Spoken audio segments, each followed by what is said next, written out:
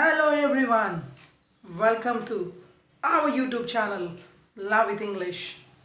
Here Mr. Vinod Chandragiri. Now let us see my favorite 15 idioms. First of all, what is an idiom? Idiom is a group of words which has a fixed meaning through usage. You cannot change the words in the idioms, either the order or the meaning. Now let us go.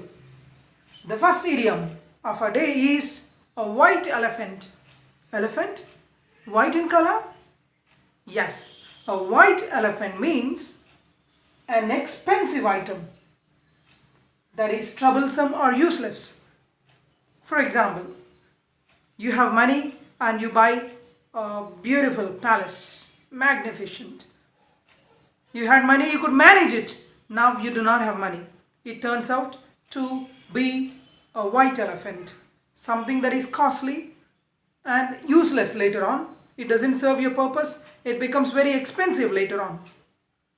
You had money, you bought a brand new car, but its maintenance had become very difficult for you. So you can call it a white elephant. So the new mansion turned out to be a white elephant. Let us go to a second idiom. Spill the beans. Take the beans and spill the beans. Yes. Reveal the secret. Let us say reveal or give away information or secrets. So thief is caught by the police. He is taken to the police station. He is asked to reveal what has happened. Why did he steal? He didn't. After the punishment from the police, finally he had to spill the beans, tell all the information, narrate all the incidents those happened. Right. Finally, the thief had spilled the beans about the theft. Our third idiom of the day is rise like a phoenix from the ashes. It also used sometimes as proverb, phoenix from the ashes. So you had difficult situation, you faced it, and after that you arose from it successful. Everybody has difficulties. Some people succumb to difficulties. They look at either the fan or go to the medical shop or consume chemicals or jump into the waters to end their lives. Are our lives so delicate? But if you want to rise like a phoenix, then you have to face the situation. So emerge renewed after destruction or disaster. Every challenge will have something to teach us. Every problem will have a lesson to teach us. So we come renewed. So beautiful example we have, don't panic. We will rise like phoenix after COVID-19 pandemic. It has brought us to zero. We can again become heroes from zeros. Right. The next one, a storm in a teacup. In teacup, storm. Yes, you understood it. You exaggerate an incident. Exaggerate means small one, you make it very big. Making a mountain out of a mole. Small thing, you make it very big. Exaggerate it. Right. Make unnecessary fuss. You create a lot of news of which is not a news at all. So you make mountain out of a mole. They describe the raw. Raw here is a fight or quarrel as a storm in a teacup. They exaggerated it and they narrated it like that. Storm in a teacup. Let's go to our fifth idiom. Fair weather friend. Do you have friends? Obviously. How is that friend? Is he fair weathered? Fair weathered means who will be with you in your comforts, in your happy times, and who deserts you in your difficult times.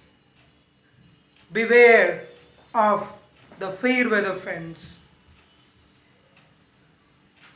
Remains a friend on things when things are going well, and he will desert you when the things are difficult, when you are in difficulty. Mr. John turned out to be a fair weather friend. The next one, sixth one, cry. Cry over spilt milk. Spilt? Yeah, you're carrying a glass of milk. It is spilt. It's down. You sit and cry. Is there any use? No use. Will the milk come back when you cry again into your glass? Irreversible. So, when you cry over spilt milk, you feel sad or feel worried over things that cannot be changed. No use in worrying over the past. Just forget. You had a lot of problems before. The relationships were not very good. Forget about the past. There's no use of crying over the spilt milk. Right, the next one, seventh one. Add fuel to the fire. Fire. If you add fuel, what happens? It gets aggravated. Right? You make a small problem into big, and to make the problem worse or aggravate or escalate, so small one you make it very big. That's it. I failed and I was late. It was fuel to the fire. So failing is a mistake. They were expecting you on time, but you didn't reach on time, you were late. So what happened? Their anger increased. So a person who is suffering with a burnt, you go and tell him all the precautions to be taken. It's like adding fuel to the fire. Because he knows the pain. He has faced the burnt. A person who is very hungry, you call him and tell him the stories. Even though your stories are magnificent, the person doesn't like, the person doesn't eat. Why? First of all, he's hungry. You add fuel to the fire of his hunger. Yes, the next one, eighth one. Fish in troubled waters. You try to take advantage over a bad situation, over troubled situation. When the company is in losses, if you ask, if you demand for hikes, it's like fishing in the troubled waters. You try to make that situation favorable to you, which is morally incorrect. So to take advantage of troubled situation, company is in losses. Let's not fish in the troubled waters now. Let us try to understand the situation of the company. So let's get to our ninth idiom, Achilles heel. Sounds different? Achilles heel. Achilles is one's weak point. You may have so many strengths, at the same time some weaknesses. So it's very interesting story about Achilles. Achilles' mother wanted to make him inconquerable, invulnerable. So she wanted to make him the strongest person. So she went to the Styx river and dipped him into the river. He was wet almost everywhere, but his heel wasn't covered with water. So that remained.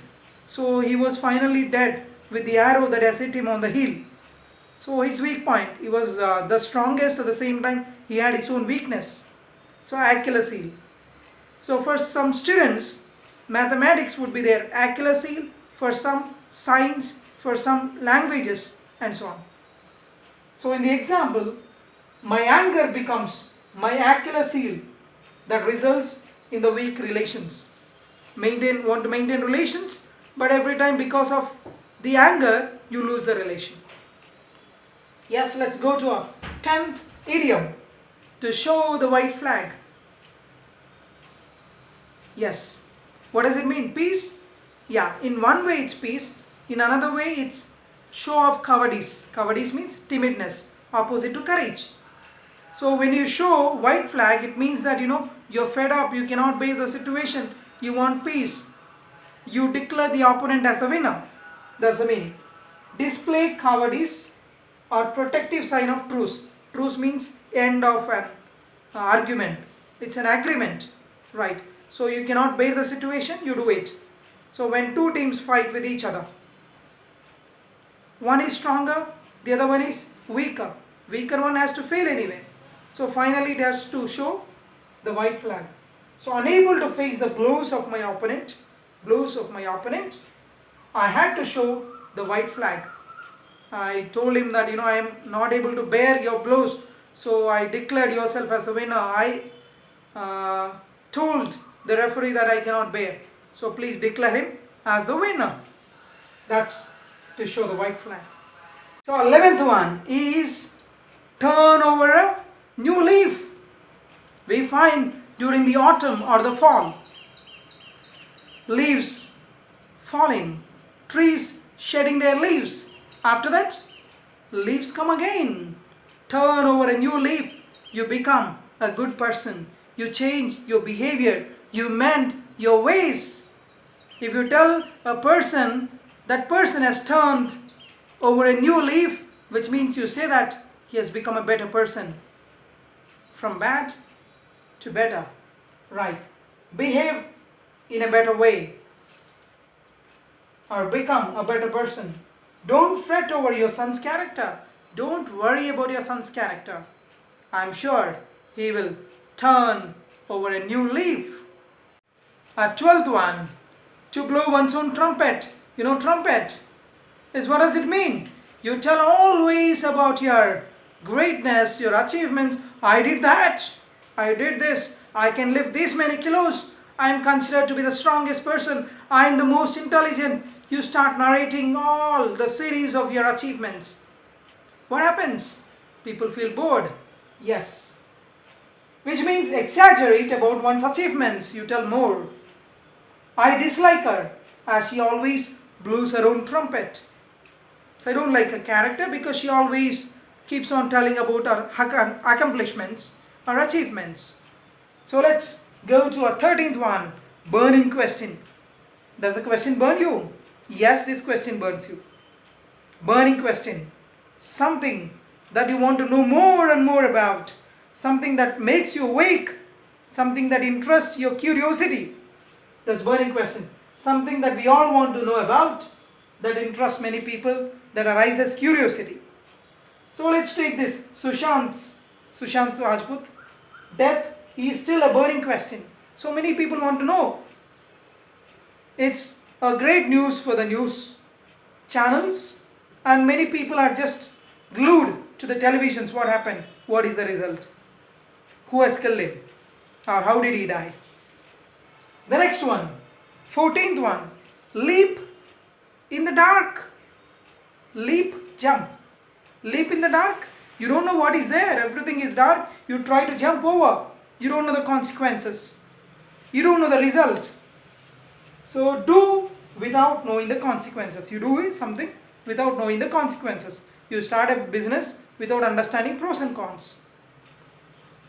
Prudent people, intelligent people, don't take a leap in the dark. They analyze. They see what are the merits and demerits. Then only they decide. So that is leap in the dark. And the last one of our favorite idioms, spread like a wildfire. What happens once the fire starts in the forest? It spreads everywhere. Here also, if something happens, it spreads like that. Usually rumors. Yes, you hear it and you pass it. You hear it and you pass it. Next person passes it. Good things usually do not get passed that much. But a rumor goes everywhere. Right. Something that spreads rapidly. The news that he got demoted, promoted, demoted, has spread like a wildfire. So thank you and have a